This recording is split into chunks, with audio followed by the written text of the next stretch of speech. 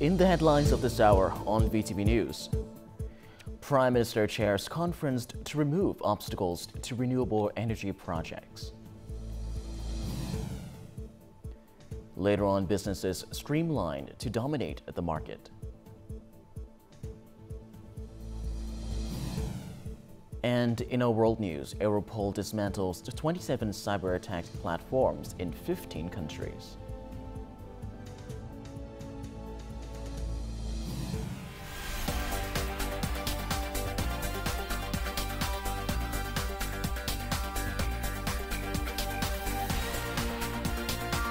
Broadcasting from Hanoi, the capital of Vietnam.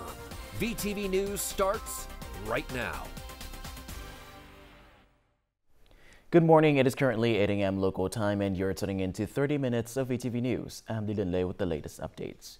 Now, at a meeting on Thursday with the General Secretary of the United Left Movement, MIU, and the Minister of Policies for Regional Integration of the Dominican Republic, Miguel Meja, General Secretary Tô Lâm emphasized Vietnam's commitment to fostering friendly and cooperative relations with the Dominican Republic. This extended to the country's MIU party and other political entities for the well-being of both nations' citizens and peace, stability, and development in their respective regions and globally. General Secretary Miguel Meja expressed his appreciation for Vietnam's growing role and influence on the international stage. He affirmed that the United Left Movement, alongside other Dominican political parties and the government, is eager to deepen bilateral relations in a practical and impactful manner.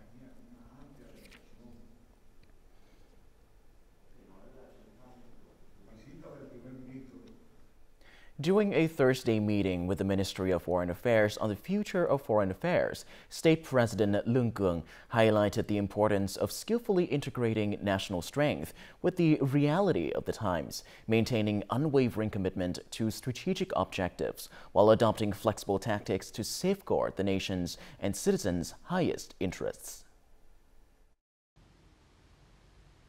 Since the beginning of the term, international affairs have been conducted comprehensively, flexibly, and creatively, contributing to an unprecedentedly favorable and open diplomatic landscape.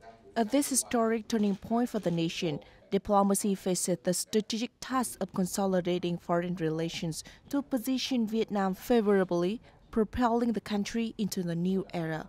State President Lương Cường congratulated the diplomatic sector on its significant achievements, highlighting its strong pioneering role in creating and maintaining a peaceful and stable environment, safeguarding the nation early and from afar, firmly protecting independence, sovereignty, and territorial integrity, and elevating Vietnam's role and standing on international stage. The country's remarkable and historically significant achievements are the result of the combined efforts of the party, army, and people. However, it must be acknowledged that the diplomatic sector has made a particularly important contribution. Despite the complexities of the global landscape, we have managed to maintain a peaceful and stable environment to focus on national development. Secondly, I emphasize the need to strengthen the organizational structure and improve the quality of diplomatic personnel. As the Ministry of Foreign Affairs reorganizes and assumes new responsibilities, vigilance and internal reforms remain essential. Party General Secretary Tô Lâm stated that the new apparatus must surpass the old one in strength and efficiency, ensuring close integration of ideology, organization, and policy. State President Lương Cường urged the diplomatic sector to enhance the quality of research, forecasting, and advice. The state leader also highlighted the importance of restructuring foreign affairs agencies and thoroughly preparing for the party congresses at all levels, leading up to the 14th National Party Congress. On Wednesday, Prime Minister Phie chaired an online conference to announce the government's resolution to resolve obstacles and difficulties for renewable energy projects. The conference was attended by leaders of ministries, sectors, and localities, as well as businesses and investors in this field. Prime Minister Phie stated that more than $12 billion USD has been invested in renewable energy projects. accounting for about 13% of capacity and 6% of electricity production by the national grid. If obstacles are not removed, it will result in wasted investment capital and wasted electricity, while the country is in urgent need, especially during the 2026-2030 period. The government aims to resolve these issues by selecting optimal solutions based on analysis, evaluation, and comparison of socioeconomic benefits, while minimizing disputes, complaints, and impacts on the investment environment. The message is very clear. A strong determination is required to address and resolve obstacles for businesses and investors and contribute to socio-economic development, with the goal of achieving at least 8% economic growth in 2025. We must ensure a balanced approach to the interests of the public, businesses, and the government in terms of benefits and risks. Additionally, we aim to prevent wastefulness, in line with the direction set by Party General Secretary to Lump. Prime Minister Pham Minh Chinh stressed that the solutions to resolve obstacles have been widely agreed upon and approved by the government. Therefore, ministries, sectors, and localities must implement them immediately. The goal is to address all the obstacles by January 2025. Highlighting 11 specific tasks for the relevant stakeholders, the Prime Minister stressed that the resolution and handling of issues must be conducted transparently, openly, and without allowing corruption, negative practices, or group interest influence. During a meeting with Samsung Vietnam's CEO on December the 12th, National Assembly Chairman Trần Thanh Mẫn emphasized Vietnam's commitment to creating a favorable legal framework for domestic and international businesses. The top legislator expressed Vietnam's desire to strengthen cooperation with global semiconductor leaders, including the Samsung Group. He proposed that Samsung collaborate with relevant ministries and agencies to expedite investment decisions on semiconductor testing and packaging in Vietnam.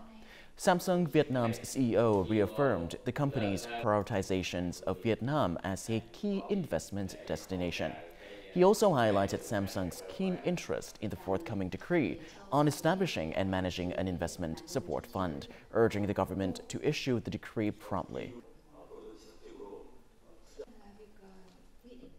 At the second meeting of the Government Steering Committee in Hanoi on December the 12th, as part of efforts to review the implementation of Resolution number 18, Prime Minister Pham Minh Chinh emphasized that the streamlining and reorganization of the government apparatus must be carried out in an urgent, synchronous and effective manner, with national interests being put first and foremost.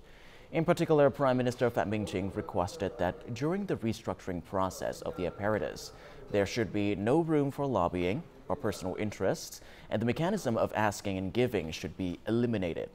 Ministries and sectors should focus on ideological work, arranging all units according to the functions of the ministries and sectors, and continuing to improve the project.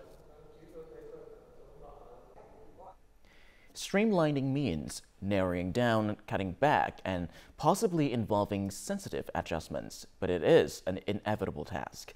This mindset is not only taking place in the public sector, among ministries and local governments, but it is also being implemented in the business sector. Some banks with thousands of employees have also streamlined their operations, ensuring the rights and options of their employees are respected in the process.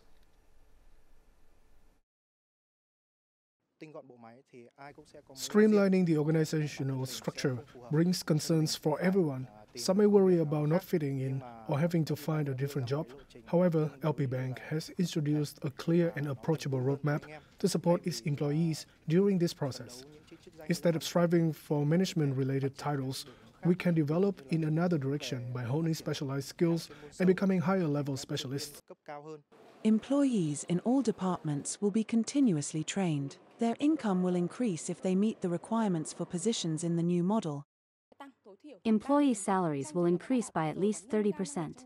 In cases where training and capacity building have been provided but the employee still cannot meet the new system's requirements, the organization will restructure. The bank has eliminated over 50% of operational units with overlapping functions and tasks that caused additional time and procedures for customers. The new structure will be implemented starting December 16th. Previously, 4 to 5 signatures were required, but now we have reduced them to 1 or 2, enabling faster business decisions. For example, our credit approval process has been shortened by 40 to 50% in terms of times. It's not just banks. Many businesses across various industries are also streamlining their operations to move faster and capture market share. The nation's determination inspires the determination of businesses. Throughout this process, enterprises should consistently emphasize the principles of optimization, efficiency, and streamlined operations. According to businesses, streamlining is a strategy for renewal in which every employee is elevated and every process is optimized, ensuring that enterprises survive and lead. The 64th European Commodity Exchange took place in Paris recently, gathering more than 120 corporations and enterprises from 60 countries. The event provides a platform for businesses specializing in agricultural production and trade to discuss and exchange agricultural initiatives. Hosted at the iconic Grand Palais, the event centered on raw agricultural materials. Against the backdrop of this historic cultural heritage site, the exchange featured 130 exhibits showcasing raw materials, research findings, and agricultural reform initiatives. The venue served as a dynamic hub for information exchange and valuable networking opportunities. I think we as a society have undermined the impact of agriculture. Agriculture sustains humanity. It deserves significant investment to address the delays in innovation. I think we must act swiftly, collaborate and find solutions. Together, across different sectors, we can achieve greater impact. Aside from keynote discussions, the expansion of Asian food supply chains was also a prominent topic. Nations like China and India, known for their rice production, were active participants in these talks. I think Vietnam understands this well. We can work together for a future that tackles global warming and secure our place in the global agricultural landscape. The forum also reconsidered Europe's stance on rice as a key component for food security. This strategic review presents both opportunities and challenges for rice-producing nations. Coming up next on VTV News. Vietnam's net zero research program announced.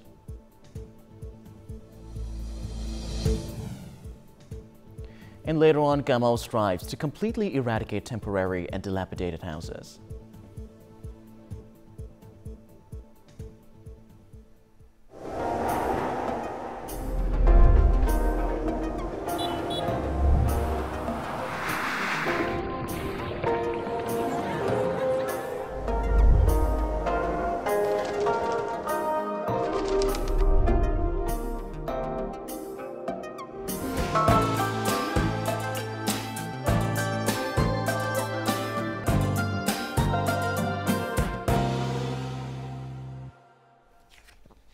Now moving on to other important updates, the Ministry of Science and Technology on December the 12th announced the launch of a research program aimed at achieving net zero carbon emissions in Vietnam.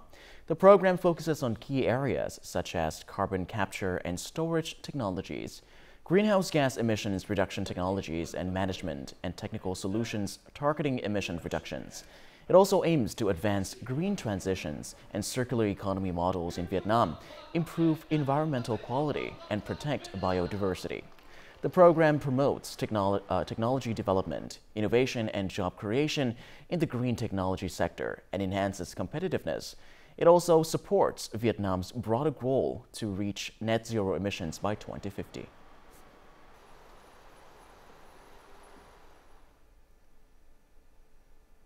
A memorandum of understanding was signed on December the 12th in Hanoi between the Vietnam National Chemical Group and Vingroup Corporation, marking their cooperation in developing and utilizing green, sustainable products and services. The partnership prioritizes mutual respect and service use and fosters potential projects in various fields, particularly the transition from fossil fuel to electric vehicles, supporting the government's net zero goal by 2050. The Strategic Cooperation Agreement aims to bring new development opportunities for both parties, advance potential projects for national benefit, and expand Vietnamese brands in international markets through collaborative research and development. Vietnam's forestry sector is adopting new technologies to improve forest management and fire prevention. Through these technological advancements, authorities have gained better control over illegal logging, wildlife poaching, and forest land encroachment. Drones that locate active fires and determine the fastest routes for firefighting teams, and smartphones that can capture and record coordinates of affected forest areas for cross-referencing on mapping systems. These are some of the new technologies and scientific equipment being effectively utilized to enhance forest protection and development work at the Xuan Lien Special Use Forest. The GPS system consolidates the data and sends it back to authorities. They can then track patrol routes and monitor activity. Thanks to the installation of camera traps, the Xuan Lien Nature Reserve has been able to identify endangered and rare wildlife species to better develop conservation measures. We can monitor the activities of local staff, track the status of forest resources, and evaluate the effectiveness of our forest protection patrols and biodiversity surveys. Modern technological tools have strengthened forest protection and management by enhancing monitoring and patrol capabilities for both authorities and citizens. When we go to specific locations, the level accuracy is very high. Unlike before, we no longer risk straying off course. The integration of technology into the forestry sector, particularly for forest protection, development, and fire prevention, effectively safeguards our forests and their rich biodiversity and valuable genetic resources. A Cà Mau program to eradicate temporary and dilapidated houses aims to finish by the end of 2025. However, at this point, more than 150,000 dilapidated and temporary houses still need to be replaced, with less than 400 days remaining. On average, this means that over 390 houses must be replaced each day. That is a very challenging task, but many localities across the country are making concerted efforts to achieve this goal. In Cà Mau province, local authorities are determined to complete the construction and repair of 4,400 houses for disadvantaged families by the end of August 2025. Võ Thị Nga's family is the first to receive program support to eliminate temporary and dilapidated houses in Cà Mau. Before the Lunar New Year holiday, her family will move into their new house. My parents will no longer have to endure the rains coming through the roof.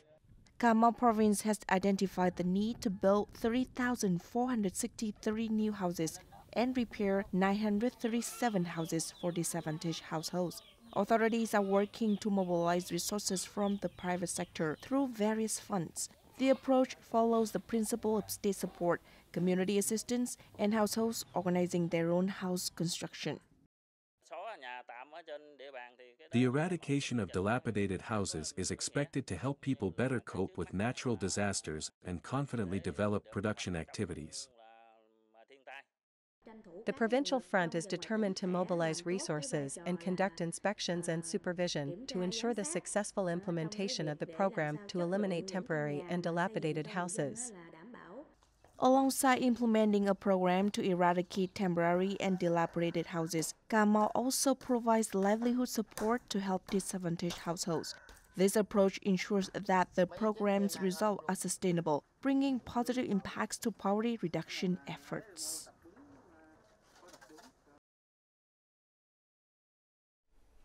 Persons with disabilities in Vietnam continue to face numerous barriers to accessing public services, receiving allowances, and adapting to climate change. This was highlighted in a study entitled Assessment of Disability Inclusion in Local Governance 2024, presented at a seminar held on December the 12th at the United Nations headquarters in Vietnam. The study conducted by the United Nations Development Program, UNDP, and the Mekong Development Research Institute in multiple provinces nationwide surveyed 2,300 persons living with various types of disabilities. The findings reveal that 25.6% of respondents encountered difficulties accessing information on online public service portals. Experts recommend improving these portals to meet accessibility standards and involving people with disabilities in their development.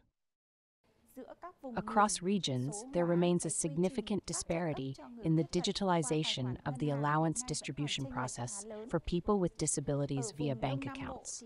In the Southeast region, approximately 50% of people with disabilities receive allowances through bank accounts, while in the Central Coastal region, this figure is only around 5%.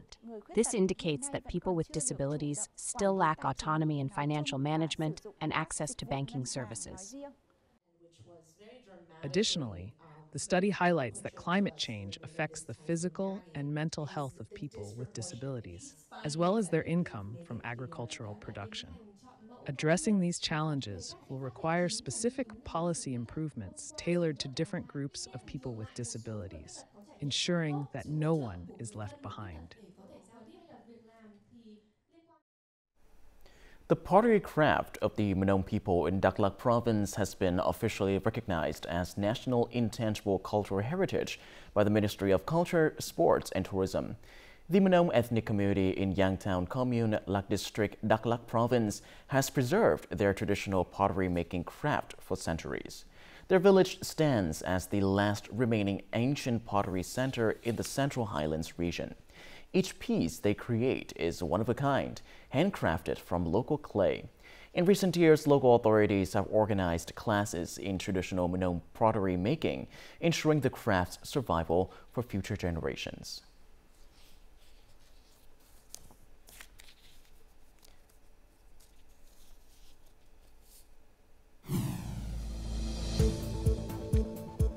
Coming up next on VTV News.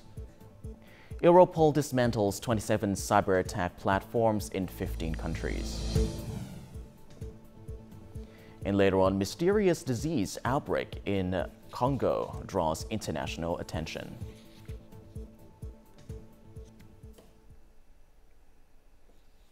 Now moving on to our world news, the European Union Agency for Law Enforcement Cooperation, or Europol, announced on Wednesday that international law enforcement has shut down 27 of the most popular platforms used to carry out distributed denial of service, or DDoS attack.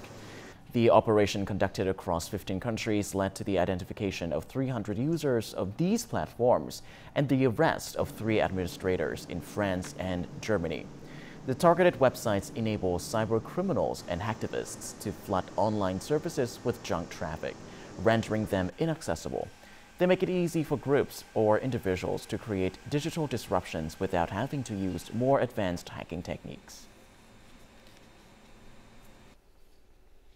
A number of countries and territories are stepping up vigilance over a mysterious disease in the Democratic Republic of Congo, following the emergence of hundreds of cases and dozens of deaths.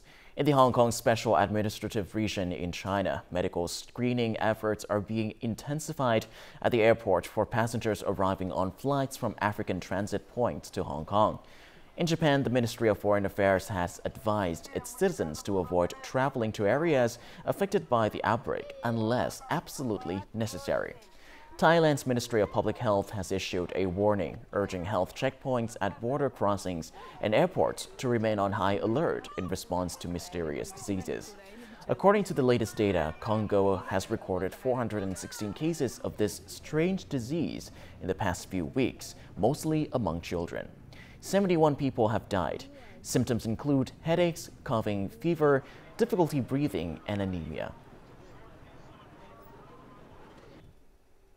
Australia's government said on Thursday it planned new rules that would charge big tech firms millions of dollars if they did not pay Australian media companies for news hosted on their platforms. The move piles pressure on global tech giants such as Facebook owner Meta Platforms and Alphabet's Google to pay publishers for content or face the risk of paying millions to continue operations in Australia.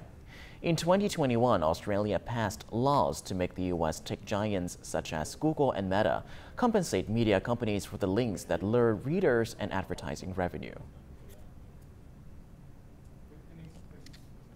Swagbot, an AI-powered robot developed by the University of Sydney, is revolutionizing cattle farming by autonomously herding cattle and monitoring pasture health. It aims to enhance farming efficiency, reduce overgrazing, and address environmental challenges. Alice Rizzo from Reuters. Meet Swagbot, an AI-powered robot that could potentially transform cattle farming. Researchers at the University of Sydney are betting on it to make the industry smarter, greener, and more efficient. When Swagbot was first launched in 2016, it was a simple herding robot built to handle uneven terrain. Now packed with sensors, AI, and machine learning, Swagbot can check the health, type, and density of pastures, and even keep an eye on the cow's health. Using data to autonomously herd cattle to the best pastures, it can move them before land is overgrazed and soil becomes degraded. Salah Sukarie, whose team made the Swagbot, is a professor of robotics at the University of Sydney. You want to move the animals to the right part of the pasture where there's good protein, good carbs, and you don't want them to overgraze, you want them to move to the next part of the pasture. And you want to be able to do that in a very fluid manner without fences and so forth. Farmers constantly assess how many animals their land can support. However, many have little control over where the animals graze within large enclosed areas. And the issue is that overgrazing can lead to poorer soils that support less plant and animal life. It allows us to assess our paddocks in real time in a much more detailed way than what you can now, because that allows us to know what bits of pasture are most nutritious, particularly if you've got cattle like we do who are pregnant and therefore need a higher quality pasture to aid them through that pregnancy bit. Australia, one of the world's top beef exporters, with about 30 million cattle, faces challenges such as labour shortages, poor pastures and environmental concerns. And Professor Sukarie believes that robotics and automation could be key to overcoming these challenges, making farming more efficient and environmentally friendly. Up next, let's have a look at the weather forecast.